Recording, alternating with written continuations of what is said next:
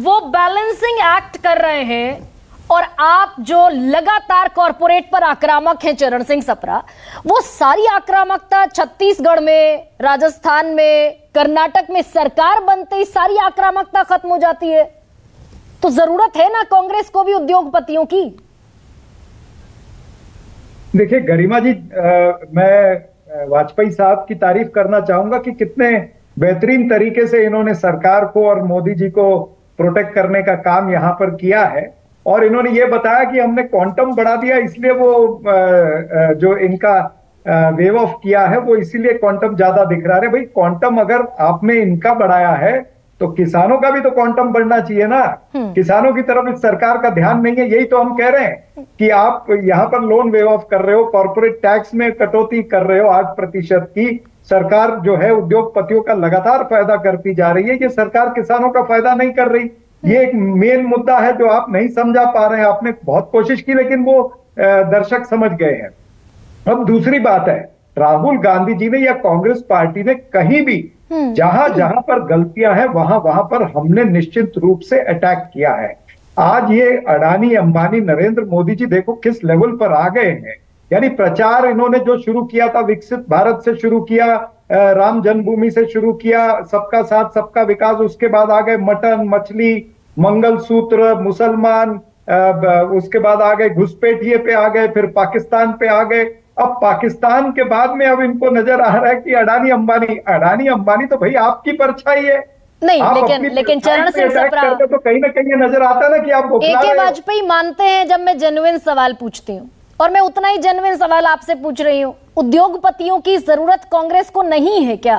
और अगर नहीं थी तो फिर छत्तीसगढ़, राजस्थान और कर्नाटक में रेड कारपेट क्यों बिछाया आपने? 1-1 लाख करोड़ का, 2-2 लाख करोड़ का इन्वेस्टमेंट लिया ना कांग्रेस ने भी। नहीं, देखिए ऐसा है कि सरकारी तंत्र में उद्योगपतियों का रहना भी जरूरी है, उद्योग चलने भी चाहिए, सारी चीजें हैं उसमें।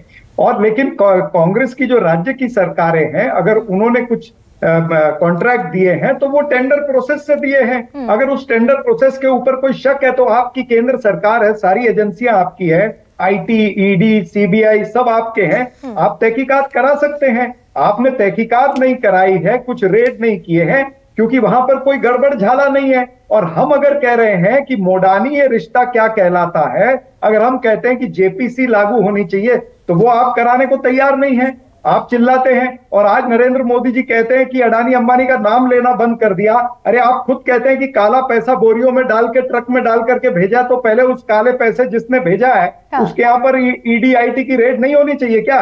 पहला सवाल ये बनता है। और हम कहीं भी पीछे नहीं हटे हैं। हमने 3 अप्रैल से लेके आज तक हर बार राहुल गांधी जी ने और हमारे प्रमुख नेताओं ने अडानी अंबानी को कोट किया है। आपको बता दिया 103 बार अडानी का नाम कोट हुआ, 30 बार अंबानी का कोट हुआ। मैं तो अभी मध्य प्रदेश में बैठा हूं, मैं आपको बता दूं 2 मई को कर्नाटका में राहुल गांधी जी ने कहा, 3 मई को महाराष्ट्र में कहा, 5 मई को तेलंगाना में कहा, 6 मई को खरगोन में मध्य प्रदेश में उस मीटिंग में था, वहां भी कहा, 7 मई को यानी कल झारखंड में कहा है। अरे भाई आप गजनी क्यों बन रहे हैं? वाजपेयी साहब भी गजनी बन रहे हैं और प्रधानमंत्री भी गजनी बन रहे हैं। कल ही तो कहा था और कल ही अडानी जी का नाम लिया।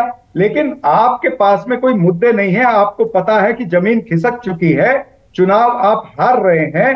अब इधर उधर की बातें अनर्गल बातें हैं, ये तथ्यहीन बातें हैं, आधारहीन बातें हैं, ये अनर्गल बातें हैं जो नरेंद्र मोदी जी कर रहे हैं। और इस प्लेटफॉर्म पर अगर चुनाव को लाते हैं तो जनता भी देख रही है कि एक बौखलाए हुए प्रधानमंत्री जो कहते हैं कि मैं तो विश्व गुरु बनना चाहता हूं, भाई कहां से विश्व गुरु आप बनेंगे? ये भी जनता पूछेगी अभी आपको। लेकिन चरण सिंह सप्रा, लेकिन उसके ऊपर आपने कोई स्पष्टीकरण नहीं जिन गरीबों की 8,200 करोड़ रुपए के इलेक्टोरल बॉन्ड आपके पास में आए। ठीक है चरण सिंह सप्रा,